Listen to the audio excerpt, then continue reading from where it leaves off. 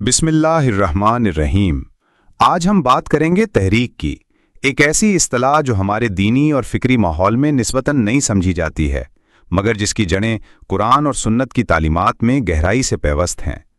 तहरीक का मतलब है कई अफराद की मुश्तरका मुसलसल कोशिश जो किसी इज्तिमाई और बुलंदतर मकसद के लिए की जाए।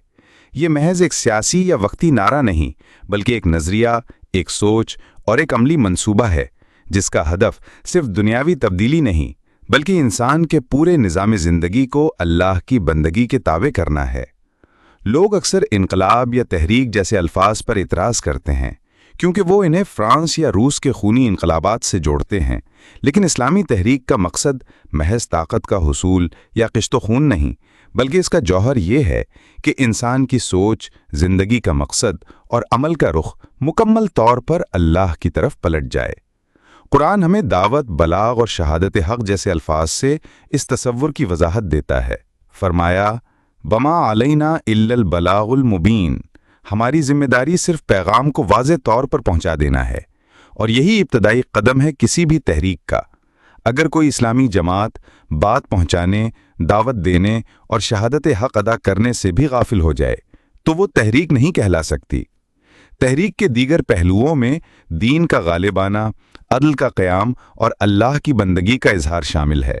सूरतुल हदीद में फरमाया, लियक़ूम अन्नासु बिलक़िस्त, ताकि लोग अदल पर कायम हों।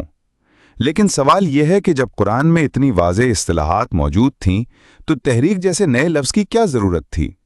इसका जवाब यही है कि वक्त के साथ पुराने अल्फाज अपनी मानवियत खो बैठते हैं। ईमान, इस्लाम, जिहाद जैसे अल्फाज अब सिर्फ रसूम या शनाख्त बनकर रह गए हैं।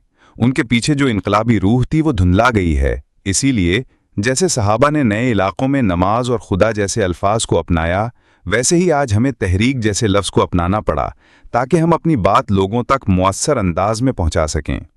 ताहम ज़रूरी है कि हम इन नए अल्फाज के साथ कुरान और सुन्नत की असली इस्तिलाहात को भी ज़िंदा रखें। यही वो तवाज़ुन है जो इस्लामी तहरीक को बामकसद और ज़िंदा रखता है। वीडियो पसंद आई हो तो लाइक, सब्सक्राइब और शेयर करें।